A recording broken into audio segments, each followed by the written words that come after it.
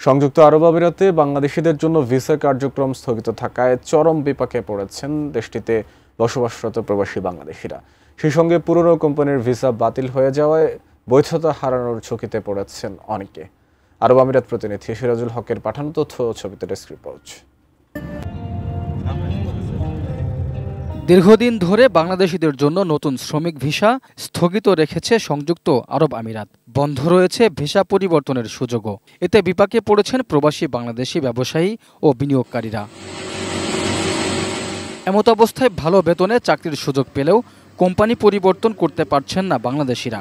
সেই সঙ্গে পুরনো কোম্পানির ভিসা বাতিল হয়ে যাওয়ায় বৈধতা হারানোর ঝুঁকিতে পড়েছেন অনেকে। করোনার পর পর্যটন ভিসা উন্মুক্ত করায় বহু বাংলাদেশি ব্যবসায়ী ট্রাভেল ও ট্যুরিজম খাতে বিনিয়োগ করেন। তবে ভিসা কার্যক্রম স্থগিত থাকায় ticket booking, hotel reservation, guide ও পরিবহন সেবায় তৈরি হয়েছে অচল অবস্থা। আমরা যাতে ব্যবসা করতে পারি, শ্রমিক দেশ থেকে আনতে পারি, সেটা জন্য বিশেষভাবে অনুরোধ করা গেল বাংলাদেশ সরকারকে। এখন যদি ভিসা চালু থাকতো আরো কমসে কম ডবল লোক আমরা বাংলাদেশ থেকে নিয়ে আসতে পারতাম। আমরা যারাই প্রবাসে আসি, যারা কর্ম করি আর ব্যবসা বাণিজ্যই বলেন, আমরা কিন্তু ওইখানে চেষ্টা করি বাংলাদেশের সুনামটা যাতে রক্ষা করতে। আরব আমিরাত কর্তৃপক্ষের সঙ্গে দ্বিপাক্ষিক আলোচনার মাধ্যমে বন্ধ ভিসা পুনরায় চালুর উদ্যোগ নিতে বাংলাদেশ সরকারের প্রতি আহ্বান জানিয়েছেন প্রবাসী বাংলাদেশিরা। Raihan Munshi, desk report, ATN news.